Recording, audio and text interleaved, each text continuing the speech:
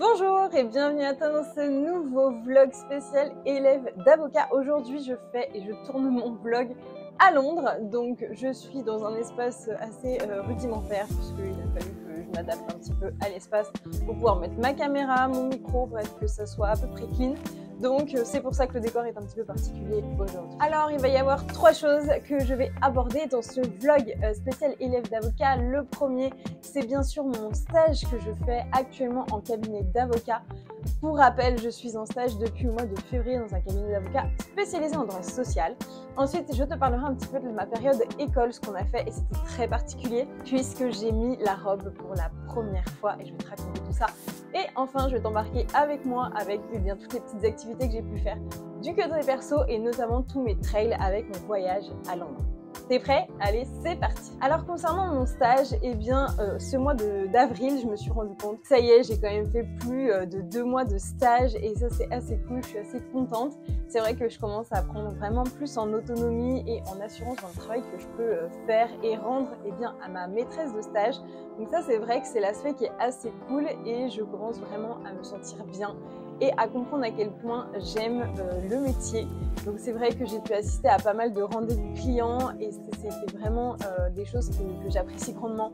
Rencontrer vraiment les clients, comprendre leurs cas et leurs demandes et comment les aider au mieux. Et ça c'est vrai que c'est hyper cool, hyper formateur. J'ai également dû étudier pas mal de dossiers, faire des conclusions, des assignations, enfin bref, des choses assez classiques. Et j'ai écrit mon premier mail à un client, et oui, avec toute une explication qu'il fallait que je fasse sur tout l'aspect France Travail. Et ça, c'est vrai que c'était pas forcément une mission facile parce que je suis pas du tout spécialisée dans ce domaine-là. Mais du coup, j'ai fait pas mal de recherches et c'était vraiment super intéressant. J'ai fait un petit schéma à la cliente pour justement bien lui expliquer quand est-ce qu'elle toucherait une indemnité France Travail. Bref, donc ça c'était une mission qui était hyper cool. J'ai également assisté à pas mal d'audiences. Je suis allée au CPH, je suis allée même jusqu'à Grenoble. C'était assez cool pour une plaidoirie avec ma maîtresse de stage. Donc ça c'est vrai que c'était sympa. Ça montre que le métier, on n'est pas affiché dans son bureau, on bouge pas mal. Et c'était vraiment super intéressant. Donc en tout cas, ce mois d'avril en stage était vraiment super chouette. Il y a simplement cette dernière semaine qui a donc été un petit peu tronquée puisque j'ai pris 2 jours de vacances et je suis allée à Londres, mais on reviendra sur ce petit épisode plus tard. Donc du coup, j'ai fait un petit peu moins de journées de stage ce mois d'avril, mais il n'en reste pas moins que j'ai pas mal appris et que j'ai vraiment apprécié ce mois d'avril en stage en cabinet d'avocat. Allez, je t'embarque maintenant, c'est la partie qui va t'intéresser le plus, je pense, puisqu'elle a attiré ton œil sur cette petite miniature. Je sais, fais pas genre. J'ai mis la robe d'avocat pour la première fois. Pour moi, c'était vraiment donc la toute première fois que je la mettais. Je savais pas vraiment comment mettre le rabat, etc. Tu peux le voir sur la vidéo, c'est pas forcément comme ça qu'il faut la mettre. Mais bon, dans tous les cas, l'esprit était là. J'étais très fière de la mettre. Donc je vais t'expliquer un petit peu dans quel contexte j'ai mis la robe. Donc en fait, à l'école, on a un jeu de procédure civile, donc on doit suivre des dossiers, faire des conclusions, des écritures, se répondre entre les groupes, etc. Et bien sûr, à un moment vient la plaidoirie. Et à ce titre, il fallait nommer dans chaque groupe un plaideur pour soutenir tout simplement le dossier. Me concernant, donc c'était moi qui devais faire la petite plaidoirie. Bon, c'était pas bien compliqué, je devais simplement démontrer qu'une clause compromissoire était abusive, en fait, tout simplement, était abusive. Donc c'était pas vraiment compliqué, c'était même assez sympa pour moi. Et à ce titre, il fallait mettre donc la robe pour se filmer et l'envoyer au prof. Enfin, bref, c'était une petite mise en scène qui était très sympa. Donc c'est parti, j'ai mis ma petite robe, j'étais bien contente, c'était assez cool. Et 2 jours plus tard, j'ai remis la robe, mais cette fois en conditions beaucoup plus particulières et solennelles.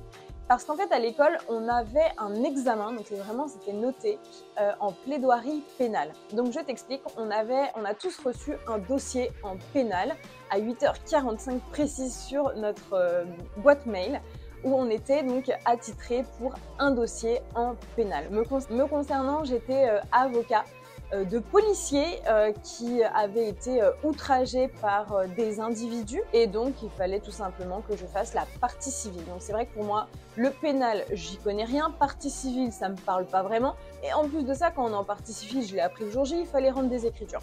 Donc comment te dire qu'en 3 heures de temps, c'était assez stressant. Mais finalement, on s'est mis en groupe, on était tous dans une salle et du coup, on se posait les questions entre ceux qui sont pénalistes, ceux qui ne le sont pas, pour justement s'aider entre nous. On avait tous des dossiers à peu près différents, puis on n'était pas tous dans les mêmes groupes. Donc du coup, c'était assez, vraiment, c'était assez sympa. Et l'après-midi, on devait plaider, donc on était au tribunal carrément, dans une salle du tribunal, en groupe de 6-7, et chacun passait pour sa plaidoirie. Donc c'était assez cool. Me concernant, j'ai eu des très bons retours. On m'a dit que ma plaidoirie, elle était plutôt bonne.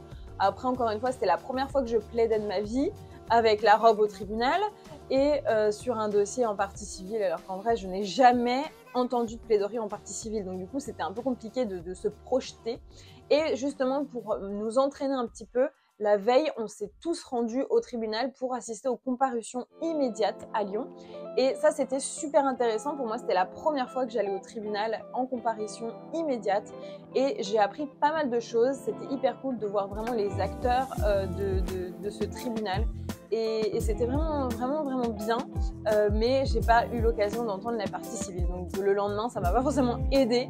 Mais en tout cas, c'est vrai que je ne peux que te conseiller, si tu es étudiant en droit, d'assister aux comparutions immédiates. Tout le monde peut y aller, c'est ouvert à tous et ça te permet vraiment de comprendre le rôle de chacun et de comprendre les enjeux et de suivre vraiment c'est la véracité de ce que tu apprends en cours. Donc je ne peux que t'encourager d'aller en comparution immédiate parce que vraiment c'est très formateur. Et me concernant, je trouve ça assez dommage que j'ai attendu en fait d'être élève avocate pour aller en comparution immédiate, même si ce n'est pas ma spécialité, le droit pénal, ça reste quand même très intéressant. Donc je ne peux que te conseiller d'y aller. Et enfin, parlons un petit peu de ma vie privée. Je sais pas si tu te souviens, mais dans mon dernier vlog, je t'ai dit que je me lançais un défi de trail. C'est vrai que me concernant, encore une fois, je suis pas une grande sportive, mais je m'étais inscrite à l'Urban Trail de Lyon le 24 mars ou 25 mars, je sais plus exactement, que j'ai fait avec mes sœurs et c'était vraiment très très cool. Et après ce premier trail, je me suis dit tous les 15 jours, je vais me faire un trail. Mais sauf que non, je n'ai pas fait tous les 15 jours, j'ai fait tous les 10 jours presque un trail. Donc pour le mois d'avril, j'en ai fait 3 déjà, à savoir le trail de Dessines. Donc là, j'avais 10 km à faire avec 250 de dénivelé. Le 3e trail, je l'ai fait à Saint-Désert en Saône-et-Loire à côté de chez ma maman. Donc là, j'avais 12 km à faire et 450 de dénivelé. Et franchement, j'ai senti la différence. J'ai vraiment senti les 450 de dénivelé qui étaient vraiment plus vénères que ce que j'avais pu faire auparavant. C'était vraiment pentu et ouais, franchement, j'ai douillé, je m'étais très mal préparée. La veille, c'était mon anniversaire, donc on avait bu du champagne, on avait bien mangé, on s'était couché un peu tard. Et en plus de ça, le lendemain, je sais pas ce que j'ai fait au petit déjeuner, j'ai mangé un chausson aux pommes, donc assez gras, ça m'a donné mal au ventre. Enfin bref, j'ai pas du tout bien géré cette course. Je l'ai fini, je l'ai terminé, mais par contre, niveau préparation, je me suis rendu compte que ouais, ok, il va falloir vraiment que je fasse des choses plus sérieusement. C'est vrai que moi, quand je me lance dans un défi comme ça, je vais pas forcément me préparer, je vais pas m'entraîner, je m'entraîne absolument pas la semaine ou quoi. Mais là, du coup, je me suis rendu compte que là, c'était les limites, il fallait quand même faire attention. Donc, pour l'Urban Trail d'Évian, donc le 4e trail que j'ai fait, et bien là, pour le coup, c'était 15 km et 500 de dénivelé. C'était hyper vénère, mais genre vraiment. Pour le coup, j'ai essayé de mieux me préparer. J'ai mangé un bon sandwich à midi, un truc avec des bons produits. J'ai évité tout ce qui était trop gras. Je me suis bien hydratée. Je me suis même acheté mon petit gilet avec mon eau où j'ai mis des petites pastilles d'hydratation. Enfin, j'ai essayé vraiment de faire les choses beaucoup mieux. Et c'est vrai que les 15 km, je les ai terminés. Alors que mon Dieu, j'ai vraiment souffert. À la fin, j'avais vraiment très mal aux hanches particulièrement. Et c'était vraiment vénère comme boucle, même si c'était magnifique. Je veux dire, la ville d'Évian, si j'ai l'opportunité, si je travaille bien, je pense que je m'installerai à Évian. C'est une ville que j'adore, que je trouve magnifique, que je trouve pure, qu'elle est propre. C'est une ville, voilà, c'est un coup de cœur. Le lac Léman est magnifique, donc franchement c'était super. Et faire l'Urban Trail d'Évian, du coup j'ai pu faire vraiment tous les alentours et ça m'a permis de voir aussi tous les petits bleds à côté d'Évian qui étaient beaux. Donc c'était un peu une visite, voilà, un petit peu sportive, mais une visite quand même. En tout cas, j'ai vraiment adoré et je continue mon défi trail. La semaine prochaine, j'en ai un autre où je vais faire 12 km, 250 de dénivelé, donc qui est beaucoup plus faible que celui que j'ai fait à Évian. Mais mon objectif, justement, c'est de faire mieux que celui que j'ai fait il y a 4 semaines, qui était à peu près similaire en termes de kilomètres et de dénivelé positif. Et je vais continuer comme ça. C'est vrai que j'ai aussi l'envie de faire le tour du lac Léman en courant. avec Gab en vélo, avec bien sûr des stops et tout. Donc ça, j'aimerais bien le faire. Je ne sais pas quand exactement, parce qu'il faut quand même dégager un certain nombre de jours. Mais c'est un de mes défis. Et j'aimerais aussi faire un semi-marathon. Donc normalement, je vais faire le semi-marathon de Lyon en octobre. C'est pas encore sûr, je ne me suis pas encore inscrite parce que c'est quand même genre 50 balles la place. Donc j'attends d'être tout simplement d'être sûre pour m'inscrire, puisque c'est quand même une somme. Donc voilà, mais en tout cas je suis super fière de moi, je suis super fière du fait que je continue à faire des trails, à me bouger, à me lancer des défis et pas attendre d'être prête pour me lancer, parce que moi je me suis jamais projetée comme ça en fait. Et je ressens un peu l'énergie que j'avais l'année dernière quand je passais le CRFPA. Donc ça c'est trop cool de savoir se lancer d'un coup dans les révisions et tête baissée et on y va à fond. Et à ce titre, je te rappelle que tu bénéficies de moins 10% avec le code Constance10 chez la prépa Dalloz. Donc c'est la prépa que j'ai suivie pour passer l'examen du CRFPA. Donc n'hésite pas si tu es intéressé par la prépa Dalloz, une prépa estivale par exemple, avec le stage d'été, c'est exactement la formule que j'ai pu suivre. Le stage d'été est vraiment très très bon chez la prépa Dalloz, donc je ne peux que te le recommander. Moi, c'est vraiment ce stage d'été qui m'a permis de réussir l'examen avec tout ce qu'on a pu voir, l'actualité, etc. C'est vraiment tombé sur les thèmes qui nous avaient été proposés par la prépa. Donc je ne peux que te conseiller de rejoindre la prépa Dalloz et de bénéficier de moins 10%. Donc voilà pour ce mois d'avril. En tout cas, c'était un mois d'avril qui était très cool. Et j'ai terminé ce mois d'avril à Londres. Donc je suis partie en vacances pour un peu déconnecter, prendre du temps pour moi, me ressourcer, me reposer avec Gab. C'est pas très long, on est parti 3 jours de lundi jusqu'à ce soir, on rentre ce soir. J'ai pu capter pas mal de petites images que je vais te mettre juste à la suite en mode vlog avec un peu de musique juste pour te partager toutes les images. En tout cas, c'est vrai que c'est assez bien de prendre du temps pour se poser, même quand on est élève avocat et qu'on n'est pas censé avoir des vacances. Me concernant, j'ai pris 2 jours, je ne serai pas payée pendant ces 2 journées. C'est comme ça. En fait, je me dis, ça vaut le coup de toute manière. Je ne suis pas non plus, on n'est pas surpayé en stage, donc ça va pas avoir une énorme différence non plus.